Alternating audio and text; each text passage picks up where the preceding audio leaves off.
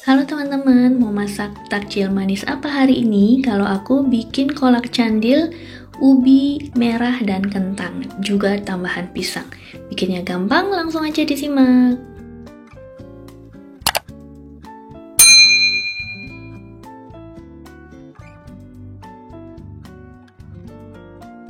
Untuk bahannya, ini aku pakai campuran ubi merah dan kentang. Karena ubi merah di sini tuh lembek banget dan berair. Jadi aku supaya adonannya lebih firm, aku campur dengan kentang, kemudian hanya dikukus sebentar aja dengan menggunakan instant pot sekitar 12-15 menit. Nah, ini hasilnya ubi yang sudah dikukus. Ya, beratnya menjadi berkurang sedikit ya. Kemudian panas-panas langsung kita haluskan dengan potato masher seperti ini. Kemudian setelah itu aku tambahkan sekitar 2 sendok teh vanila bubuk supaya lebih wangi ya, dan juga ada aromanya vanila, lebih enak deh. Nah, kemudian setelah itu kita tambahkan tepung tapioka. Takarannya tuh kita kira-kira ya, ini sedikit demi sedikit kita tambah. Kurang lebih ini aku pakai 200 gram.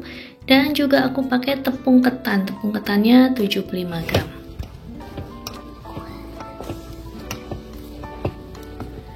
Banyak banget flournya. Mama tadi kasih seberapa? 75. Garam setengah sendok teh. Kemudian adonannya bisa langsung kita bentuk seperti ini ya. Kalau biji salak biasanya bentuknya lonjong-lonjong kayak gitu. Kemudian setelah dibentuk adonannya, langsung kita rebus di dalam air mendidih. Kita panasin dulu airnya sampai mendidih, baru kita masukkan adonannya. Kita masak hingga mengapung. Kemudian untuk kuahnya, ini aku pakai gula merah sekitar 220 gram dan juga kayu manis serta daun pandan serta tambahan airnya sekitar 750 ml sampai 1 liter ya, tergantung mau agak kental atau encer.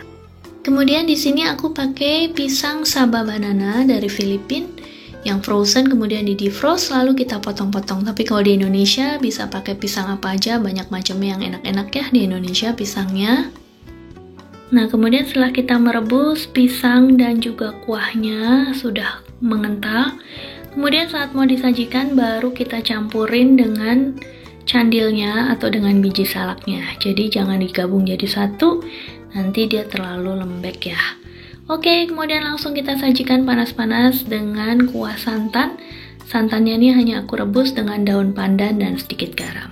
Oke, selamat mencoba, selamat berbuka puasa.